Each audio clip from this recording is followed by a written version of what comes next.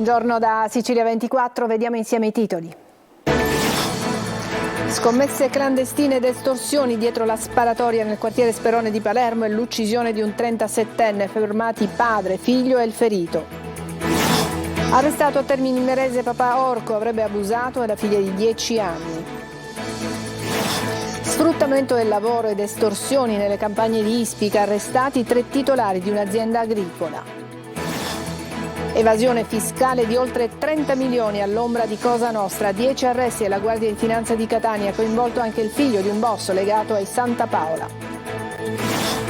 Vita da rider a Catania, gli rubano la bici e non può più lavorare. L'azienda ha presentato un provvedimento disciplinare nei suoi confronti per aver ritardato a comunicare il furto. Il Comune di Catania accende un faro sulle periferie, inaugurata un'area attrezzata a Montepo, è stata realizzata con fondi europei. Calcio, supereremo il momento di difficoltà. Alla vigilia di Catania Rimini torna a parlare il vicepresidente rossazzurro Grella. Alla squadra chiede un maggiore impegno. In Serie B per il Palermo è di nuovo campionato. Al Barbera la squadra di Corini sfida la Ternana con l'obiettivo di riprendere la corsa a promozione diretta.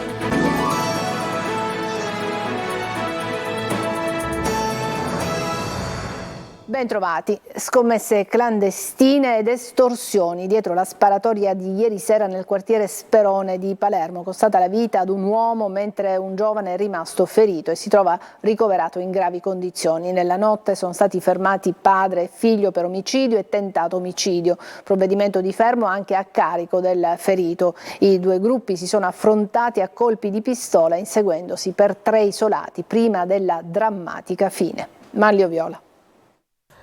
Scommesse clandestine, estorsioni e un presunto debito non riconosciuto. Ci sarebbe questa vicenda criminale dietro le scene da Far West di ieri sera nel quartiere Sperone di Palermo. La vittima sarebbe il creditore andato a riscuotere con le armi. L'assassino invece il debitore che con le armi avrebbe risposto. Drammatica la sequenza, prima una lite, poi una prima sparatoria, quindi un secondo agguato ed un inseguimento a colpi di pistola. Vicende che hanno gettato nel panico 3 isolati fra Corso dei Mille e via 27 Maggio nel quartiere Sperone. Il bilancio finale è di un morto, un ferito grave ancora in pericolo di vita e 3 persone fermate nella notte, una delle quali è lo stesso ferito grave, mentre un'altra è stata trovata con una ferita alla gamba.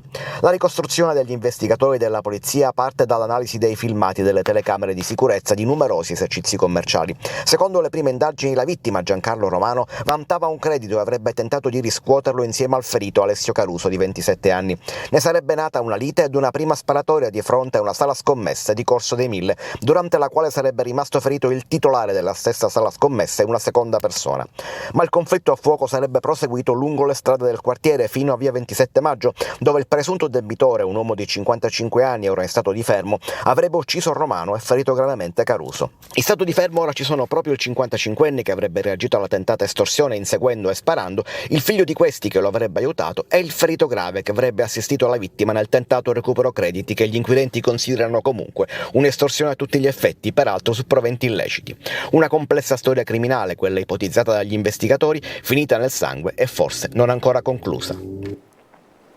A Palermo una donna va in ospedale con la figlia di 10 anni e scopre che il marito l'ha violentata. La bambina ha raccontato agli investigatori le molestie subite dal padre, che è stato arrestato. Giusy Lazzara. La bambina si piegava e piangeva, i dolori erano sempre più forti al basso ventre. La mamma, preoccupata, la porta in ospedale. I medici del Di Cristina di Palermo si sono accorti subito che quelle lesioni sospette potevano essere un segno di abusi. Ulteriori approfondimenti hanno confermato la terribile ipotesi della violenza sessuale e, come accade in questi casi, i sanitari hanno informato i carabinieri di Termini Imerese, dove viveva la bambina con la madre. La brutta scoperta è che il padre, secondo le indagini dei militari, è accusato di quelle violenze sulla figlia di appena 10 anni. Immediato il suo arresto su ordine del giudice per le indagini preliminari del Tribunale di Termini Imerese. La madre ha dichiarato di non aver mai sospettato niente. La loro famiglia attraversava un momento difficile dopo la separazione. Per questo la figlia dormiva spesso a casa del padre. È stata la stessa bambina, sentita dagli investigatori con l'ausilio di uno psicologo, a fornire elementi che confermerebbero le violenze subite. Operazione anticaporalato dei carabinieri di Ragusa, arrestati 3 fratelli per sfruttamento del lavoro ed estorsione nei confronti di 16 lavoratori di origine africana. Sentiamo Veronica Barbarino.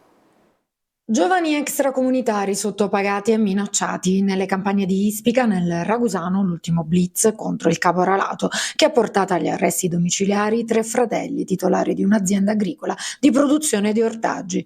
2 euro l'ora la paga, circa un quinto rispetto a quanto previsto dal contratto collettivo, con l'aggravante della violazione delle norme in materia di sicurezza e salute sui luoghi di lavoro. I lavoratori, quasi tutti ghanesi e nigeriani, vivevano in alloggi fatiscenti, carenti di servizi igienici ed erano costretti a turni di lavoro estenuanti, senza ferie e sorvegliati a distanza e per lo più senza dispositivi di sicurezza durante l'irrogazione di fitofarmaci nelle serre. È fondamentale la collaborazione anche con enti del terzo settore, in particolare dall'Organizzazione Internazionale per le Migrazioni. È arrivato lo spunto che segnalava la presenza di lavoratori in condizioni molto inique. Sfruttamento del lavoro ed estorsione, i reati contestati ai 3 fratelli, come detto, finiti ai domiciliari. Per l'azienda è invece scattato il sequestro preventivo di quasi 850.000 euro. È stata definita l'ultimo brindisi, il nome si lega ad un'inchiesta che ha scoperto una maxi evasione dell'IVA sulle bevande. 10 arrestati alla Guardia di Finanza di Catania, indagato anche il figlio di un boss legato ai Santa Paola. Sono stati sequestrati beni a 17 società. Tonino De Mana. 10 persone arrestate, 17 divieti di esercitare l'attività d'impresa e il sequestro di 30 milioni di beni nei confronti di 17 società e 25 indagati. È il bilancio dell'operazione Ultimo Brindisi della Guardia di Finanza di Catania, coordinata dalla Procura Europea di Palermo nei confronti di un'organizzazione che avrebbe illecitamente commercializzato bevande in Italia evadendo l'IVA. Tra gli indagati anche il figlio incensurato di un boss del clan Santa Paola. Il giudice ha disposto il carcere per 6 indagati e gli arresti domiciliari per altri 4, compresi 2 consulenti fiscali, padre e figlio, ipotizzando a vario titolo i reati di associazione per delinquere, evasione, frode e bancarotta. Emessa una misura cautelare interdittiva nei confronti di 16 imprenditori e di un ragioniere. Disposto anche il sequestro preventivo di beni nei confronti di 17 società di capitali con sedi a Catania, Messina, Padova e Roma, tutte operanti nel settore del commercio all'ingrosso e dettaglio di generi alimentari e bevande del trasporto per complessivi oltre 30 milioni di euro.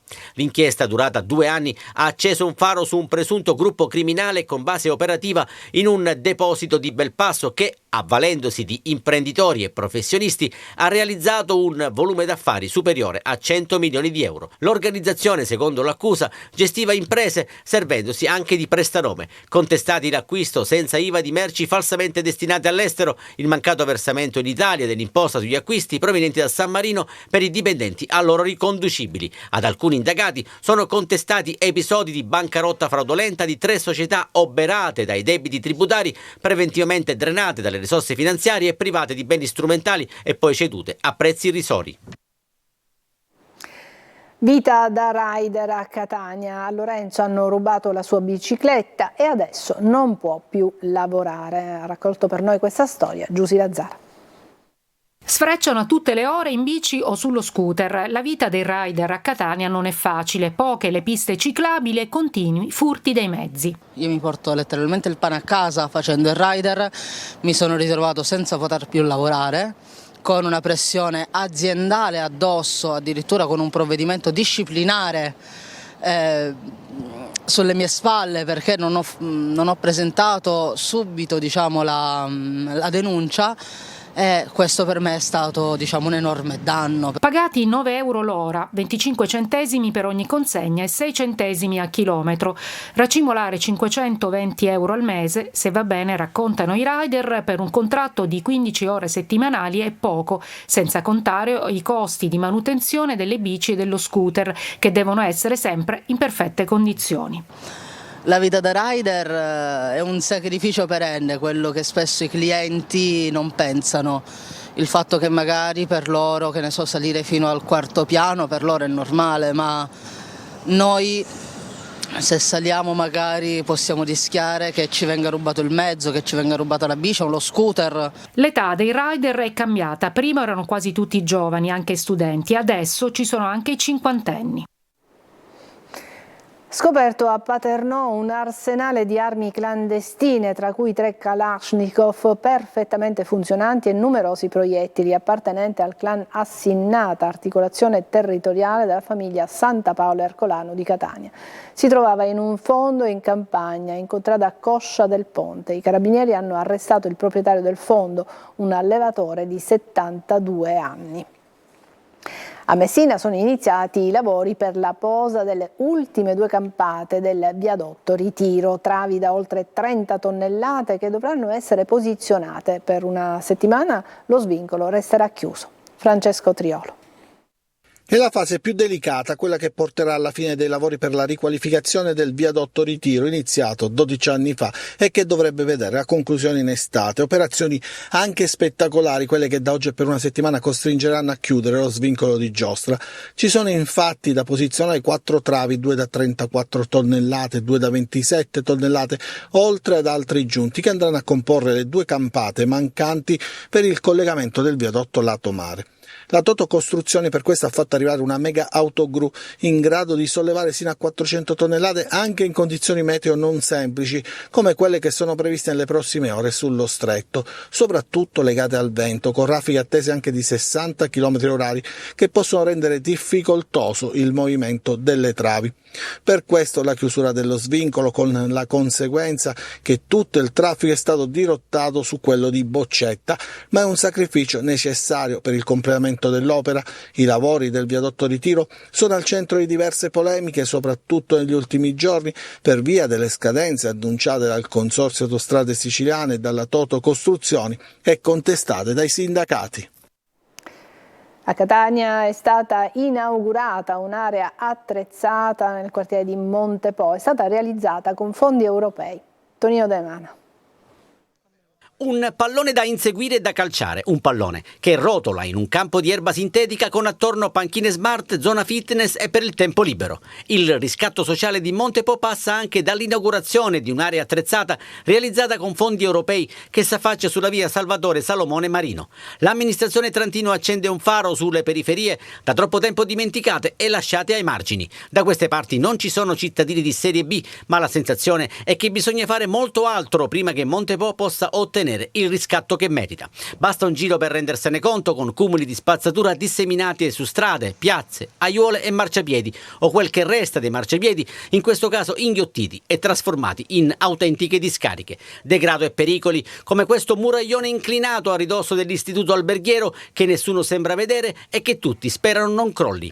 A questo grigiore, per fortuna aggiungiamo noi, fa da contraltare il verde di quest'area attrezzata. Un'area che sarà fruibile dai residenti del quartiere di Montepo e che certamente farà felici tutti gli altri concittadini, anche più grandetti, che potranno qui venire a prendere una boccata d'aria durante la giornata. Non può che essere soddisfatto il vicepresidente della quinta municipalità, Carmelo Fazio. Eppure è vero che comunque necessiti di altre aree anche per le persone più anziane, che hanno bisogno comunque di spazi per le famiglie stesse, quindi chiediamo a questa amministrazione di poter dare ulteriore conforto a questo quartiere.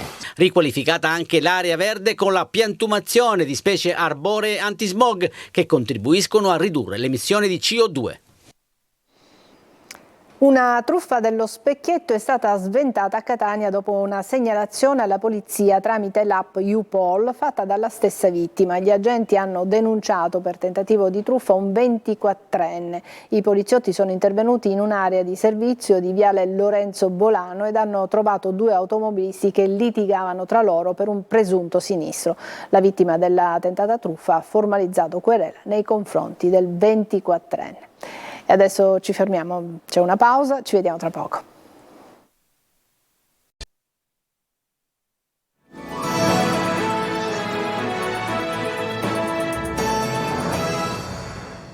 La Sicilia diventerà poverissima, lo hanno detto questa mattina disoccupati ed ex percettori di reddito di cittadinanza che hanno manifestato a Palermo. Marco Gulla.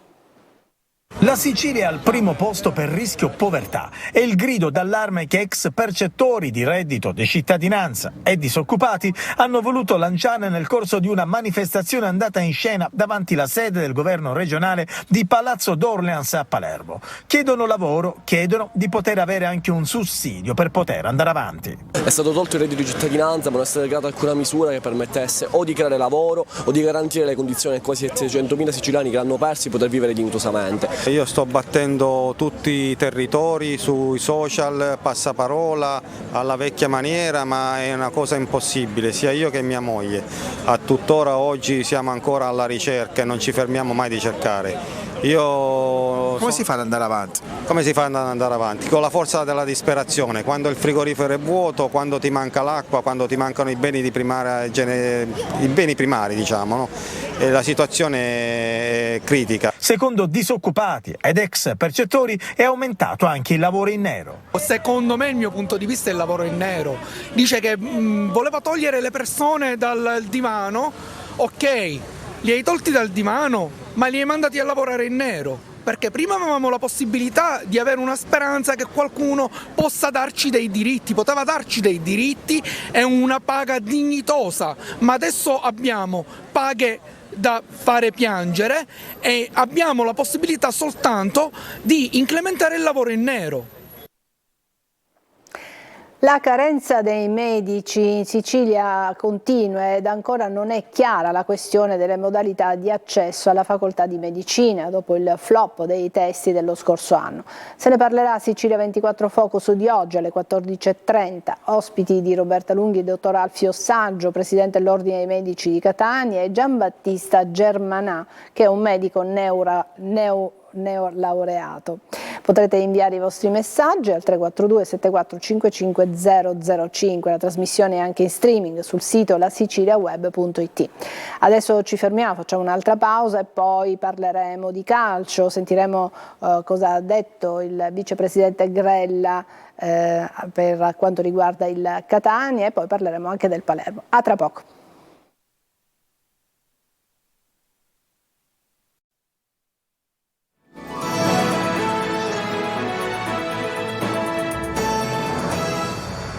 Ed eccoci al calcio, alla vigilia della partita fra Catania e Rimini. In sala stampa ha parlato il vicepresidente dei rossazzurri Grella, ha chiesto un maggiore impegno alla squadra, ma si è detto convinto che questo gruppo ha le carte in regola per superare i problemi evidenziati nella stagione. Marco Carli.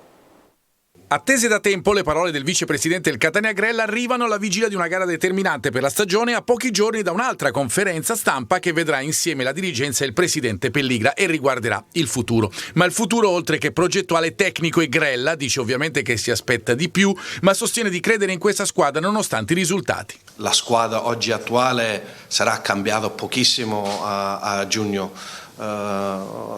Mi piacerebbe forse vedere qualche giovane interessante, no? Da aggiungere a una rosa che ha una buona esperienza, buona personalità. In conferenza anche ammissioni di errori, sempre più riguardanti il recente passato che l'attualità, ma sguardo puntato a Rimini. A proposito, ci sarà Di Carmine. No, io sogno la partita come Juve Stabia. Io sensazioni negative non le voglio neanche pensare. Le riflessioni definitive, dice Grella, a fine stagione per non far sì che la stagione, almeno virtualmente, si concluda con la partita con Rimini. Serve cambiare un trend che accompagna la squadra da 6 mesi.